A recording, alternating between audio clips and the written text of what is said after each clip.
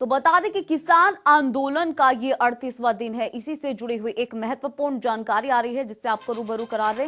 किसान आंदोलन से जुड़ी हुई बेहद ही महत्वपूर्ण जानकारी। किसान आंदोलन 38वें दिन में प्रवेश कर चुका है और लगातार ये आंदोलन बढ़ता जा रहा है, व्यापक होता जा रहा है। हालांकि 4 जनवरी को सरकार और किसानों के बीच वार्ता रखी गई है, लेकिन अब किसानों ने भी अल्टीमेटम दे दिया है, क्योंकि इससे पहले किसानों ने एक रणनीति तय की है और उसके बाद उन्होंने ये अल्टीमेटम दिया है। उन्होंने कहा कि अगर 4 जनवरी को हल नहीं निकला तो मार्च किया जाएगा।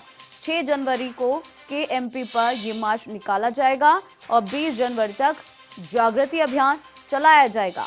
तो ये अल्टीमेटम किसानों की तरफ से दिया गया है और दिल्ली की तमाम सीमाओं पर किसान अभी भी डटे हुए हैं। 38 दिन हो चले हैं इस आंदोलन को। कृषि कानूनों का लगातार किसान विरोध कर रहे हैं और इन्हें रद्द करने की मांग कर रहे हैं। लगातार किसानों का कहना है कि एमएसपी को लेकर अब कानून बनाया जाए और अब बातचीत आगे बढ़ाई जाए। अब 4 जनवरी को केंद्र सरकार और किसानों के बीच बातचीत होनी है और इससे पहले किसानों ने एक बैठक की सिंघू बॉर्डर पर, जिसमें रणनीति तैयार की गई है और किसानों ने अब एक जो स्ट्रैटेजी सेट की है उसके अनुसार अल्टीमेटम दिया है कि यदि इस बार भी ये 4 जनवरी को भी हल नहीं निकलेगा तो फिर किसानों की तरफ से मार्च निकाला जाएगा।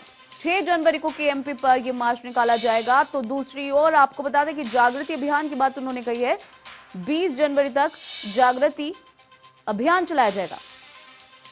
तो जानकारी दे दें कि लगातार ही ठंडी हवा में, सर्द हवा में, हल्की बारिश के बीच भी किसान लगातार दिल्ली की तमाम सीमाओं पर डटे हैं।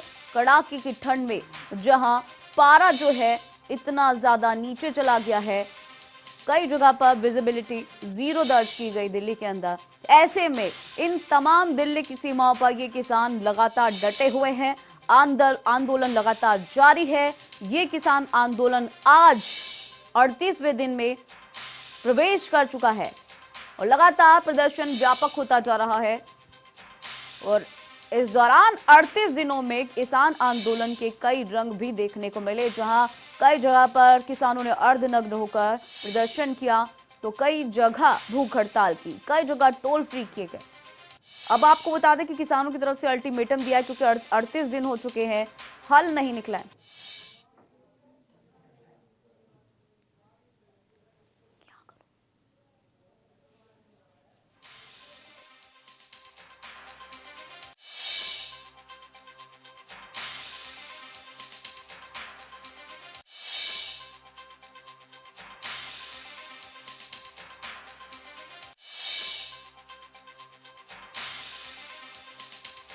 नेता स्वामी इंद्र जुड़ गए हैं। स्वामी इंद्र, बहुत बहुत शुक्रिया हमारे साथ जुड़ने के लिए। आप किसान नेता हैं, क्योंकि 4 जनवरी को अब एक वार्ता होने जा रही है केंद्र सरकार और आप किसान संगठनों के नेताओं के बीच।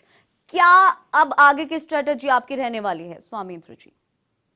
देखिए, 4 तारीख को जो हमारी वार्ता सरकार से होगी वो 8वीं दौर की हमारी वार्ता होगी। उस वार्ता के हम सरकार को ये क्लियर कर चुके हैं कि इस वार्ता के अंदर आपको जो किसानों ने कहा है कि ये तीनों आदेश जो आप वापस लेंगे तभी हमारी वार्ता सार्थक हो पाएगी। क्योंकि आज देखिए, भरी बरसात के अंदर किसान ठंड के अंदर दिल्ली के बॉर्डरों पर बैठा हुआ है, सिर्फ इसी बात को लेकर, इसी उम्मीद को लेकर कि केंद्र की सरकार किसानों को न्याय देने का काम करेगी।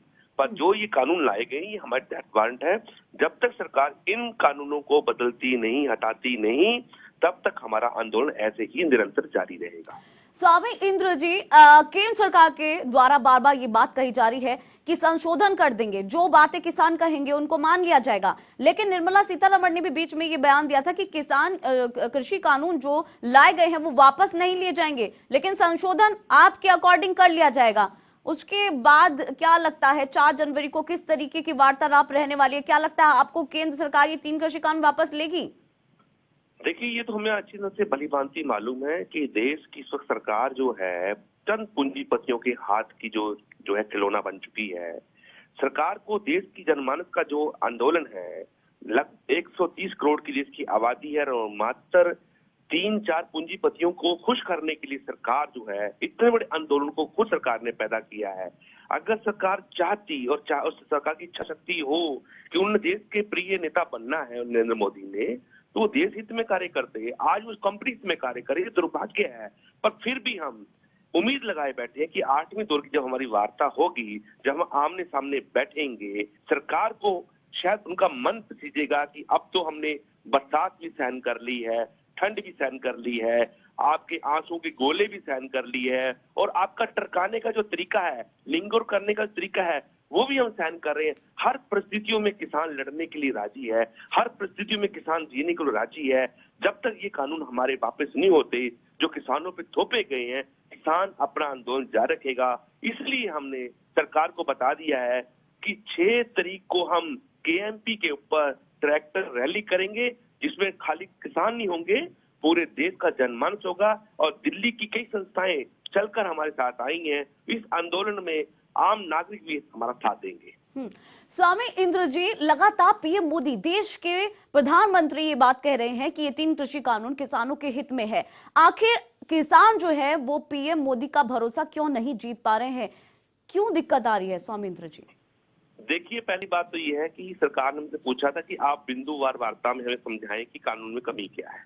जब हमने कमी सरकार को बता दी कि कानून जो है सिर्फ झूठ का पुलिंदा है और किसानों के लिए ये घातक कानून है, इससे किसान की जो आत्महत्या की दर बढ़ जाएगी और देश में किसान जो बेरोजगार की तरफ चला जाएगा, और देश में खाद्य पदार्थ तो होंगे पर लोगों के पास खाने के लिए निवाले नहीं होंगे। उनकी जो थालियां हैं, उनकी रसोइयां जो है वो खाली हो जाएंगी। माओ के जो गृहिणियों के जो है चूल्हे हैं, उनमें आग बुझाने का ये कानून काम करेंगे। सरकार ने बात मानी, पर सरकार क्या कहती है? संशोधन कर लेते हैं। हमने कहा संशोधन नहीं करना। जो चीज हर व्यक्ति के लिए घातक है, किसान हो, उपभोक्ता हो, देश का आम नागरिक हो, गरीब जन हो, तो ऐसे कानून लाने नहीं चाहिए, ना ही इनमें संशोधन होना चाहिए। ऐसे कानून को सिरे से खारिज कर नए कानून की अगर सरकार बात करती किसान नेता जी में देश में, उसकी संरचना के लिए हम मिलकर बैठकर चर्चा कर सकते हैं, उसके लिए हम काम कर सकते हैं। तो एक बात तो ये रही। दूसरी बात ये रही, सरकार जो बार बार कह रही कानून ठीक है, कानून ठीक है। अब कानून ठीक है, खुद कृषि मंत्री ये बात को मान चुके हैं कि ये कानून किसानों के लिए नहीं, कॉर्पोरेट घरानों के लिए आए हैं। जब किसानों के लिए नहीं है तो किसानों पर क्यों मरे जा रहे हैं? तो यानी कि सरकार हर तरीके से फेल साबित हुई है। सिर्फ सरकार जो है हर धर्मी का सहारा लेकर अपने कुछ चंद पूंजीपतियों को फायदा पहुंचाने के लिए देश के खाद्य पदार्थ को उनके हाथ में गिरवी देने का काम कर रही है। चलिए स्वामी इंद्र जी, बहुत बहुत शुक्रिया हमारे साथ जुड़ने के लिए। तो बता दें कि किसानों का ये आंदोलन अब 38वें दिन में प्रवेश कर चुका है। लगातार आंदोलन वो है जारी है, और किसानों की सिर्फ एक ही मांग है कि ये 3 कृषि कानून वापस लिए जाने चाहिए, पूरे तरीके से रद्द किए जाने चाहिए।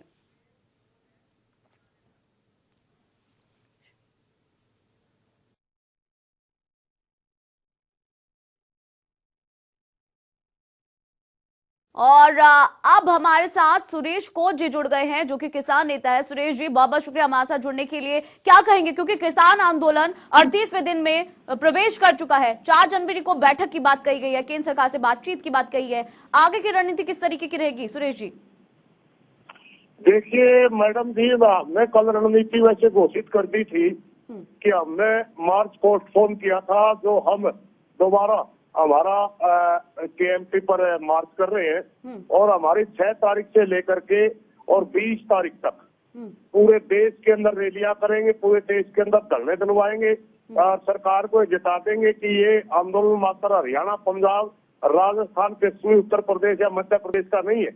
ये आंदोलन पूरे भारतवर्ष के किसान का है।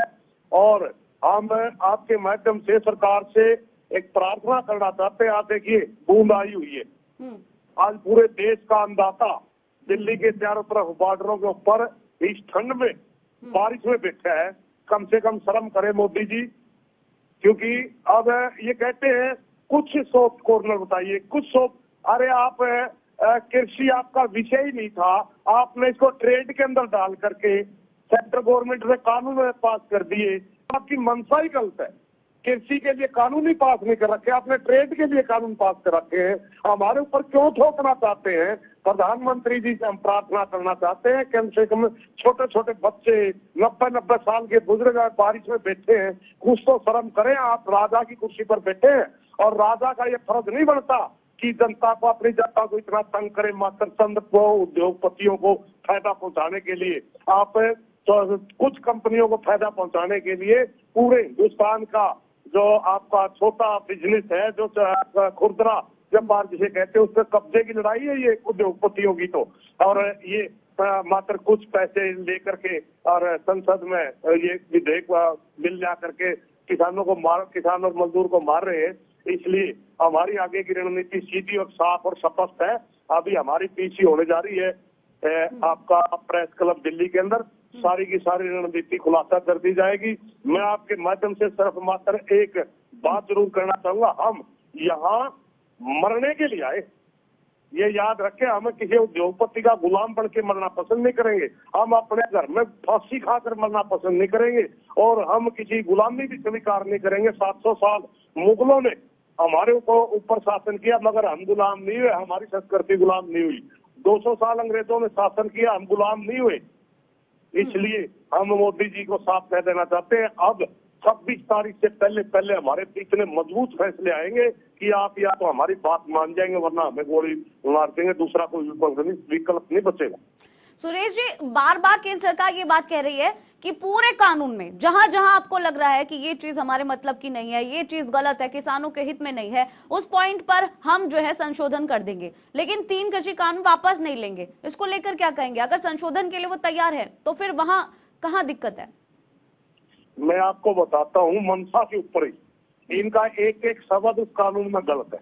मैंने आपको अभी बताया ना, ये कानून कृषि के ऊपर थोपे जा रहे हैं। कृषि का विशेष स्टेट का होता है। जब इन्होंने देखा कि इसके ऊपर आप कानून नहीं बना सकते, तो इन्होंने कृषि के ऊपर कानून थोपने के लिए ट्रेड में वाणिज्य मंत्रालय के थ्रू इनको पास किया, जो कि सेक्टर का विषय है।